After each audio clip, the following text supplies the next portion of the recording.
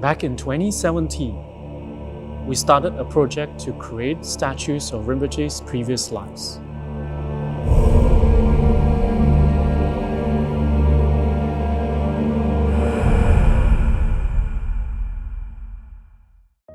A few years before that, Rinpoche's complete incarnation lineage and his 24 previous lives had been confirmed by Dorje Shugden via the Panglong Oracle. So it's a very significant project for us. When we make statues to honor our teacher's previous incarnations, we collect the merits so that our teacher will be able to manifest even more of his previous life's great deeds. This is a Tibetan Buddhist tradition.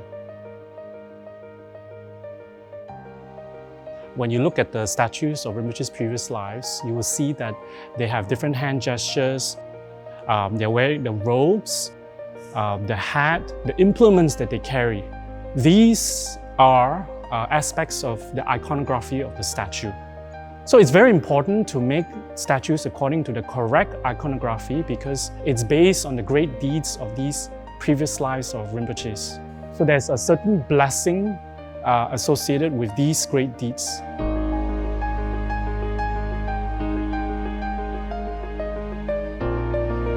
Rinpoche's incarnation line goes back 2,500 years. That's a really long time. But fortunately for us, his previous lives are all very well known in Buddhist history. We're talking about great Dharma kings of Tibet, great scholars who composed meditational texts, philosophical texts, compiled many translations, the entire breadth of Buddha's teachings, and also started great tantric traditions like Vajrayogini.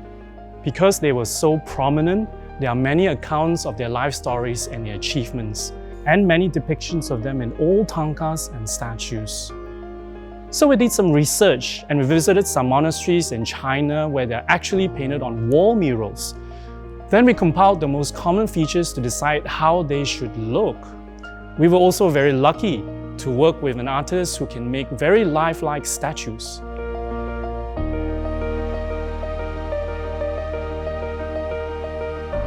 As you can see, the statues have all arrived in Kechara Forest Retreat. We're now cleaning and painting them in preparation for when the Relic Temple is completed.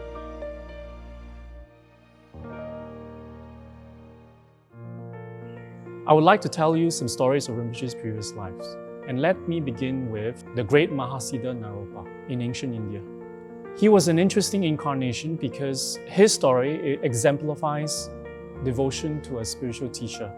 It is told in the monasteries, in scriptures, in Dharma books. He's the ideal, the perfect example of Guru devotion.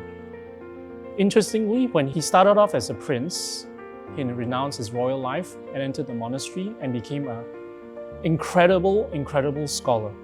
Then what happened was, one day, an old lady suddenly out of nowhere appeared and spoke to him and asked him, "Do you understand the meaning of the text that you're learning, you're reciting and you are teaching?" And he said, "I do." And then the old hag, the old woman, cried and said, "You're lying. You do not." And he thought for a while and he wondered, "So who can I learn the meaning of the scriptures?" And he said, "Tilopa, my brother. Seek Tilopa." And that started the whole entire journey of Naropa looking for his master. He went the length and breadth of ancient India searching for this elusive master by the name of Tilopa. And when he finally found his master Tilopa, his master said, "I don't know you. You're not my student." And he gave him a beating and began a whole series of stories, tales of how Naropa devoted himself despite Tilopa not accepting him as a student. And he did it wholeheartedly.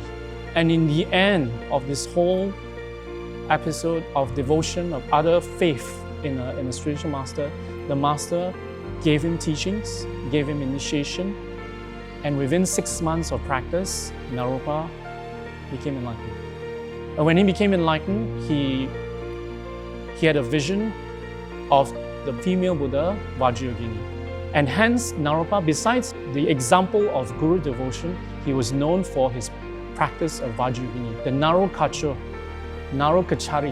lineage of Vajrayogini. So he was the starter, the progenitor, the creator of this tantric system, Vajrayogini.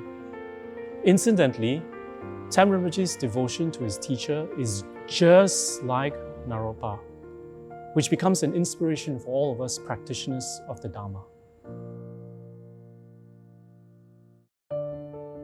Panchen Sonatrapa is another very important incarnation of Rinpoche's because he was an extremely erudite scholar, highly regarded by his peers, some of the greatest masters of Tibet.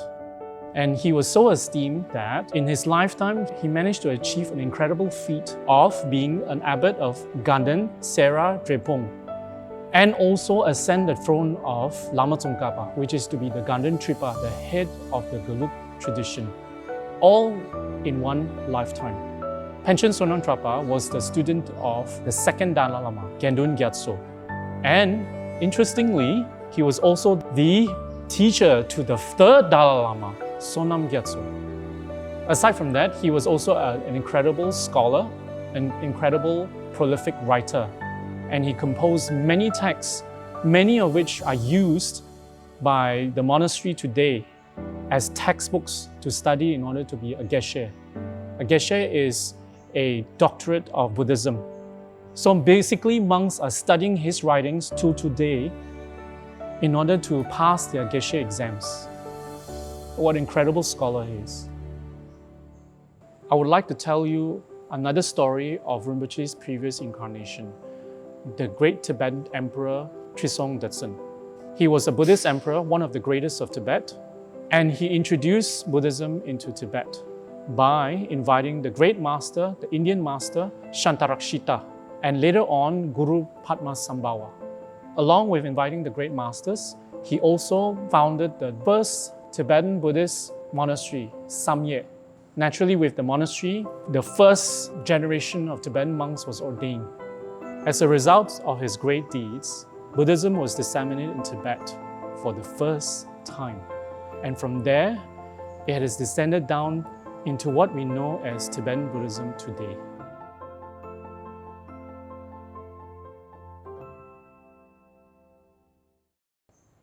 There's so much I could tell you about Rinpoche's previous lives, but we don't have enough time. But the main point is that Rinpoche's previous incarnations were very special beings who accomplished very significant deeds, just like Rinpoche himself. Now that Rinpoche has entered clear light, this project is even more significant because we want to create causes for Rinpoche's next incarnation to manifest the great deeds of his previous life.